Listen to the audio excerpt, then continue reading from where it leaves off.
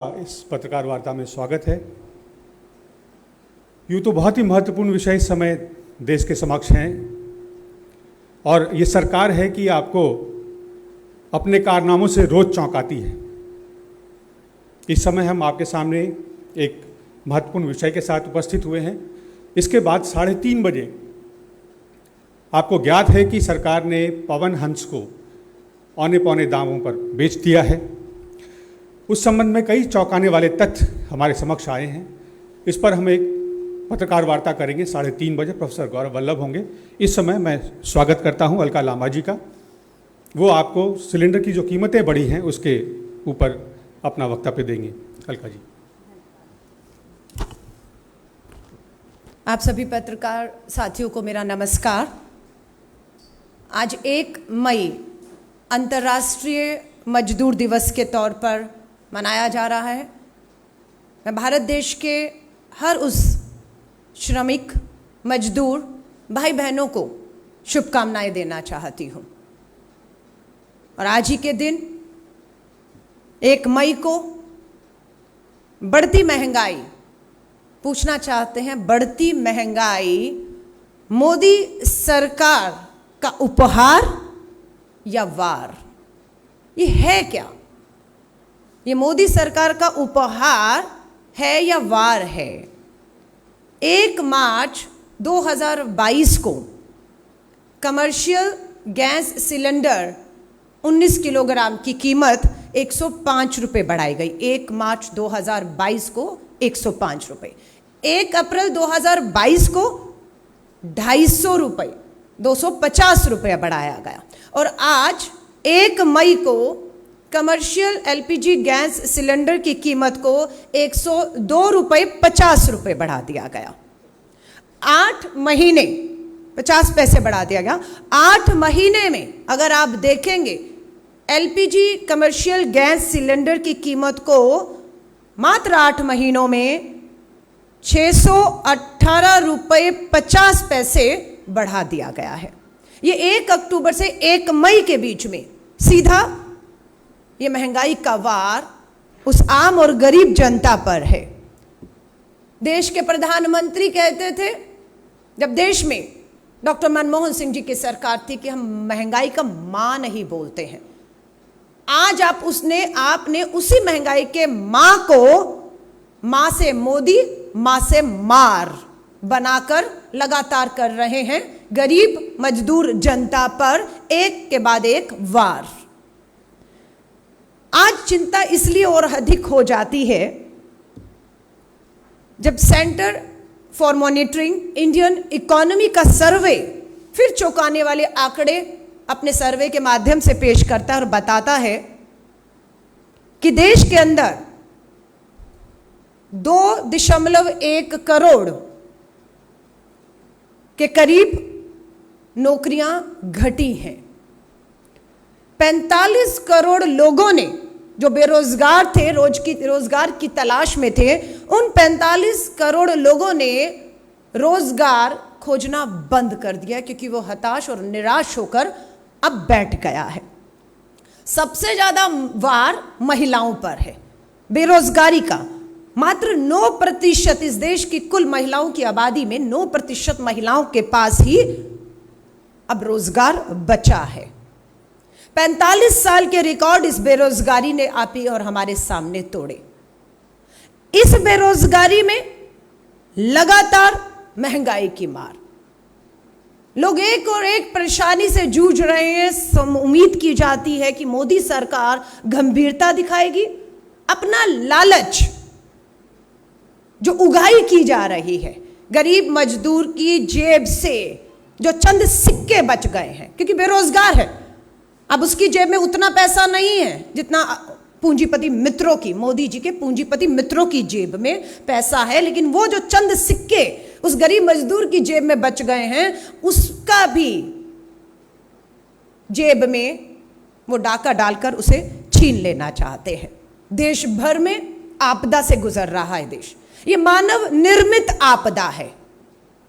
ये मोदी निर्मित आपदा है कि आज देश में कोयले की भारी कमी महसूस की जा रही है।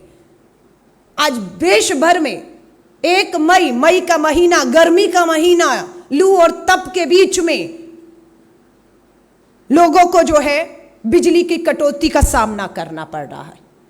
600 ट्रेनें, जो गरीब आदमी, वो हवाई चप्पल पहनने वाला, हवाई यात्राएं, हवाई जहाज तो आपका बिक गया सब कुछ, अब वो ट्रेन से भी जो सफर करता था, आपने 600 ट्रेनें बिना उन्हें बताए वो रद्द कर दी। मैं ये परेशानी बता रही हूं कि आम आदमी कहां कहां परेशान है, और उसको राहत देने की बजाय, उसके जख्मों पर मलहम की बजाय उस पे नमक रगड़ने का काम केंद्र की भाजपा और मोदी सरकार कर रही है।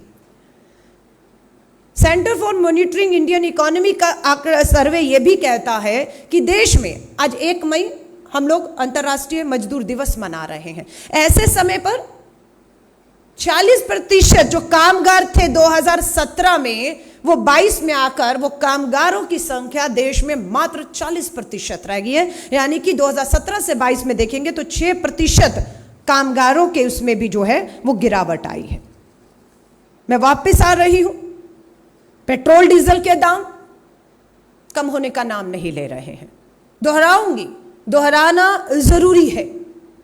70 साल में जो बार बार कहते हैं कांग्रेस ने क्या क्या, मैं दोहराना चाहूंगी, और तब तक दोहराएंगे जब तक केंद्र की मोदी सरकार अपना लालच, अपनी उगाई को रोककर पेट्रोल और डीजल की एक्साइज को उसी स्तर पर नहीं लेकर आ जाती जो कांग्रेस के समय पर 2013 और 14 में थे। दोहरा रही हूं देश की जनता को याद दिलाने के लिए कि दिलाइए याद केंद्र की मोदी सरकार को, जो महंगाई पर वार करने की बजाय हमारे नेता श्री राहुल गांधी जी या कांग्रेस पे वार करना उनकी प्राथमिकताओं पर रहता है। 2013-14 में दोबारा याद दिला रही हूं, पेट्रोल पर एक्साइज ड्यूटी जो ली जाती थी वो 9 रुपये 48 पैसा थी। 9 रुपया 48 पैसा। आज वही पेट्रोल पे एक्साइज ड्यूटी के तौर पर केंद्र 27 रुपये 90 पैसे वसूल कर रहा है। कहां 9 रुपया और कहां 27 रुपया। डीजल पर फिर याद दिलाऊंगी कि जब कांग्रेस की सरकार थी 2013-14 में, डीजल पे 3 रुपये 56 पैसा एक्साइज केंद्र की हमारी सरकार, मनमोहन सिंह जी सरकार लेते थे। लेकिन आज उसी डीजल पर एक्साइज ड्यूटी 21 रुपये 80 पैसे, कहां 3 रुपये और कहां 21 रुपया है। ये सीधे अगर कम करके डॉक्टर मनमोहन सिंह जी कांग्रेस की सरकार के समय पर जो एक्साइज थी वहां पर अगर लाया जाए तो लोगों को कितनी बड़ी राहत मिल सकती है, पर नियत नहीं है। आज LPG gas commercial cylinder, petrol diesel महंगा है, इसलिए डीजल महंगा है, मालवाहक ढोने वाली गाड़ियां महंगी हैं, वो महंगा है, तो उसके ऊपर जो कमर्शियल सिलेंडर जा रहा है वो महंगा है। हलवाई की दुकान हो, छोटा मोटा दुकानदार हो, पकोड़े तलने वाला ही मैं मान लूं, जो ग्रेजुएट बेचारा पकोड़े भी तलने गया है, वो कमर्शियल सिलेंडर उसको आज उसकी पहुंच से बाहर हो गया है। तेल महंगा, सिलेंडर महंगा, आज तो पकोड़े तलना भी महंगा हो गया है। आज एलपीजी गैस सिलेंडर की कीमत अगर मैं आपको बताऊं, सबसे ज्यादा दिल्ली की बात कहूं तो 2355 रुपए पहुंच चुका है एक 19 किलोग्राम का कमर्शियल गैस सिलेंडर। और वहीं पर चेन्नई में इसकी कीमत 2610 रुपए, 2610 रुपए 50 पैसे बढ़ चुकी है। इतनी असंवेदनशील सरकार मूक दर्शक बनी हुई है, तमाशबीन बनी हुई है। आज आप मीडिया वाले साथियों से कहूंगी, जब जब महंगाई का वार देश के ऊपर होता है, कांग्रेस अपनी जिम्मेदारियों को समझते हुए हर माध्यम से उस गरीब मजदूर, बेरोजगार तक अपनी आवाज पहुंचाकर ये भरोसा उसे दिलाना चाहती है कि वो इस मार में अकेले नहीं है। हम इस मार के वार को जो उन पे हो रहा है उसे महसूस कर रहे हैं, उसकी दर्द और पीड़ा को, और इसे लेकर कांग्रेस पूरी तरह से केंद्र की भाजपा सरकार के खिलाफ हर तरीके का मोर्चा हम संभालेंगे। मजबूर करेंगे केंद्र की सरकार को कि अपने पूंजीपति मित्रों की चिंता छोड़ दीजिए कुछ समय के लिए। आज आप सभी साथियों के माध्यम से एक बार फिर केंद्र की भाजपा सरकार, देश के प्रधानमंत्री नरेंद्र मोदी जी से हाथ जोड़ के निवेदन करते हैं, वो मां से महंगाई में जो मां है, वो उस मां की भी शायद आपको एक बार दोबारा याद दिला रहा होगा, जिस मां की आप कहते थे आंखें लकड़ी के चूल्हे से जल जो है वो अंधी हो रही हैं। ये महंगाई का मां आपको उस मां की याद दिलाए ताकि आप थोड़ा तरस खाएं। उज्ज्वला गैस योजना के तहत आपके दिए गए सिलेंडर आज खाली पड़े हुए हैं। मां से महंगाई में मां से वो मां आज एक बार फिर प्रधानमंत्री जी आपकी तरफ देख रही है। हम कांग्रेस मांग करते हैं कि तुरंत इन बढ़ती कीमतों को वापस लिया जाए। हर त्योहार से पहले हम देखते हैं कि उपहार की जगह वार मिलता है और ये इस बार भी देखने को मिल रहा है। आप सभी साथियों का धन्यवाद करती हूँ। आपका कोई सवाल हो तो उनका स्वागत है। धन्यवाद।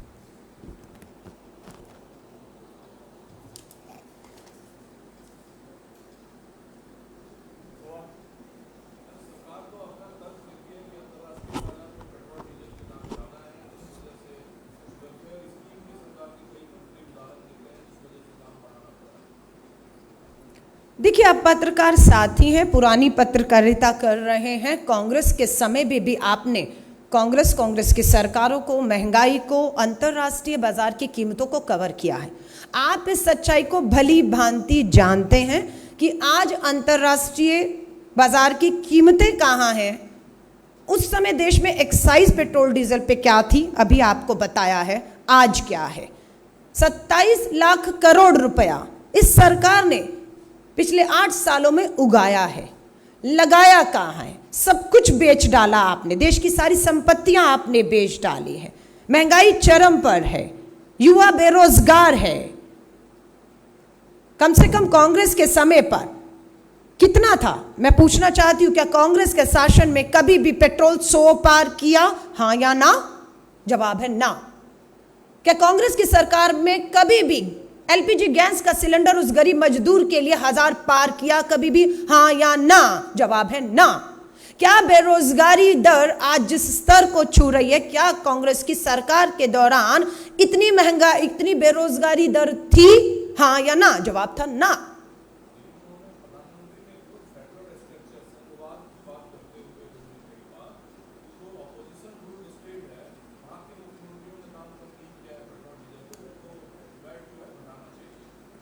देखिए, कहते हैं ना, दूसरे को उपदेश देना बहुत आसान है।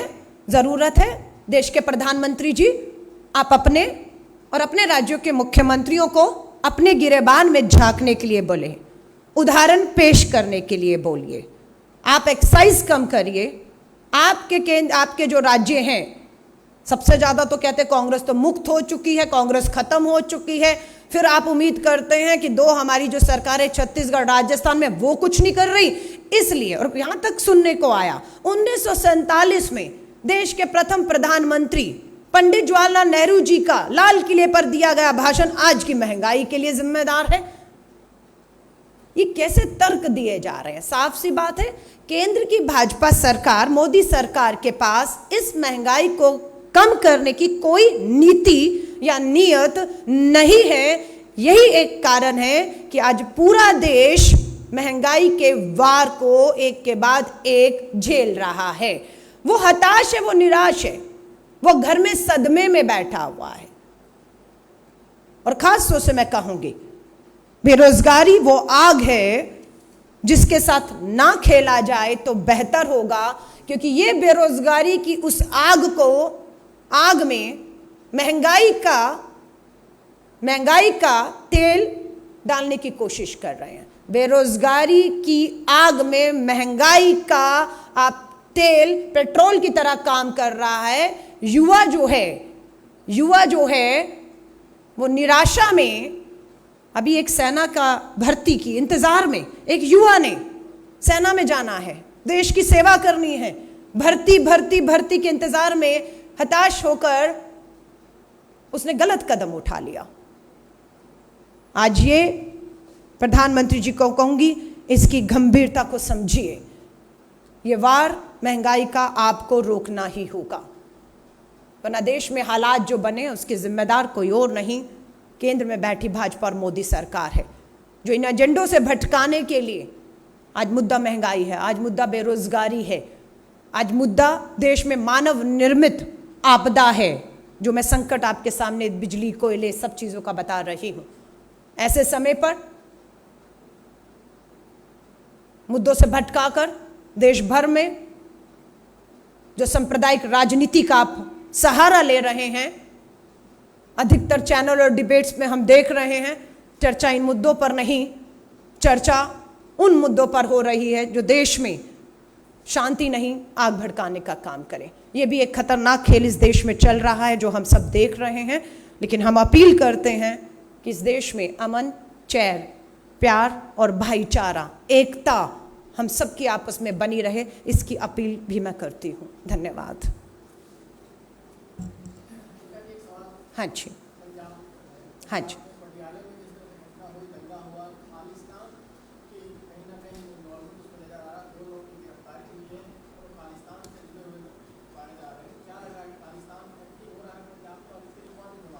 देखिए, इन पंजाब के चुनावों में मैं मीडिया पर भारी रही, पूरी तरह से ज़मीनी तौर पर मैं पंजाब चुनाव में थी।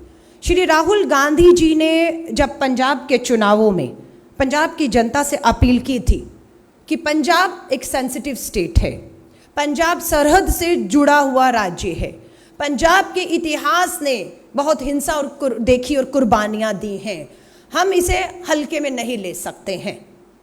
आज वही दुख की बात है कि राहुल गांधी जी की चेतावनियां दी गई वो आज कहीं ना कहीं सामने दिख रही हैं। दिल्ली का मुख्यमंत्री एक ही बात को कहते रहे कि दिल्ली की पुलिस और कानून व्यवस्था उनके हाथ में नहीं, इसलिए वो कुछ नहीं कर सकते। एक बार पूर्ण राज्य और पुलिस दे दीजिए। उन्हें एक राज्य, पूर्ण राज्य और पुलिस मिल गई।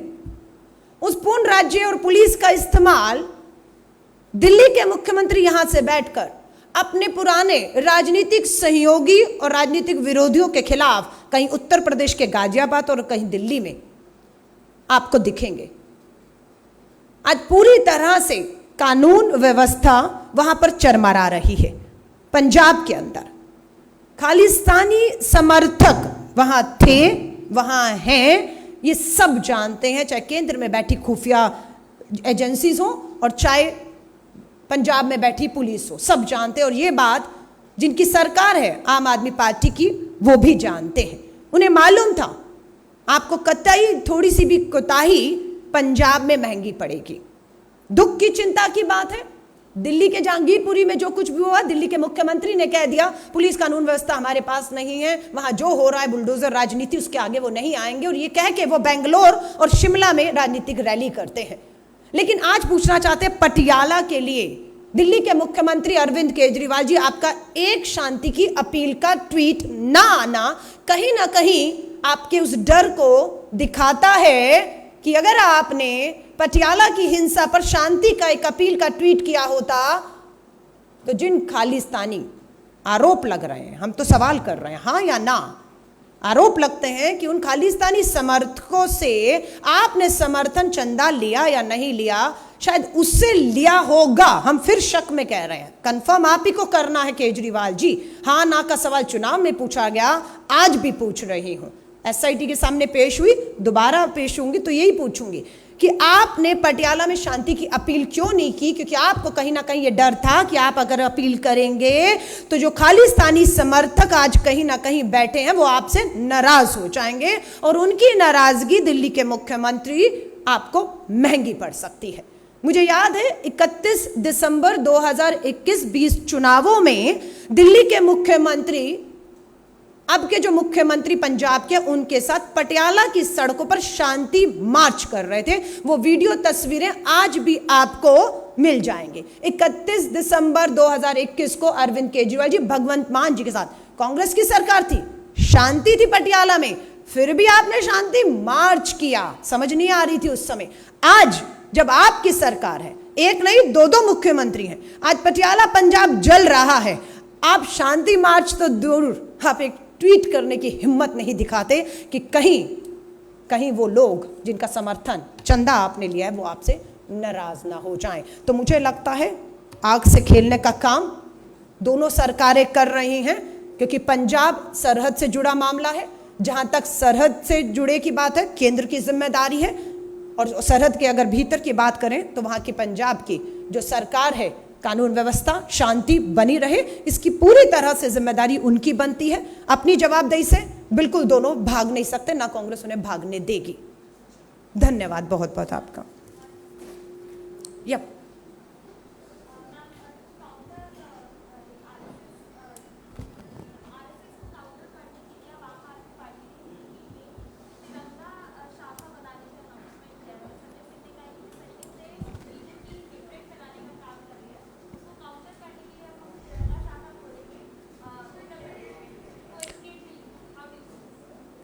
देखिए, कल ही मैंने देखा हमारे वरिष्ठ नेता दिग्विजय सिंह जी ने एक के बाद एक ट्वीट करके किस तरह से आम आदमी पार्टी और उनके मुखिया अरविंद केजरीवाल जी का संबंध आरएसएस से है, उसकी सोच, उसकी विचारधारा से है। अगर आप आदरणीय दिग्विजय सिंह जी के ट्वीट को देखेंगे तो मुझे लगता है आपको सारे सवालों के जवाब मिल जाएंगे। आरएसएस को लेकर जो कुछ भी हो रहा है, आज उसका विकल्प बनने की कोशिश एक मॉडिफाइड तरीके से, थोड़ा सा आरएसएस के तौर तरीकों में हल्का फुल्का सुधार कर कर आम आदमी पार्टी और उसके नेता उसे देश में लागू करना चाहते हैं, ताकि जो आरएसएस से छटके वो ये लोग लपकें। इनकी सोच, इनके तरीके दोनों के एक ही जैसे हैं। वो कट्टर हिंदुत्व की लाइन पर चल रहे हैं, ये बीच की सॉफ्ट हिंदुत्व की लाइन पर चलना चाह रहे हैं, जबकि ये देश धर्मनिरपेक्ष सेकुलर देश है। ये देश संविधान में मिली आजादी से चलेगा, ना कि संघ की, भाजपा की ए और बी सी डी जो भी टीमें हैं उनके तौर तरीकों से चलेगा। तो मुझे लगता है आरएसएस के जो भी चीजें हैं उन्हें ढकने के लिए आम आदमी पार्टी के नेता ये सब ढोंग और तमाशा कर रहे हैं। और दुख और चिंता की बात है कि ये सारा ढोंग और तमाशा हमारे राष्ट्रीय ध्वज, हमारे तिरंगे, हमारी आन बान और शान की आड़ में किया जा रहा है और अपने गलत कामों को छुपाया जा रहा है। धन्यवाद।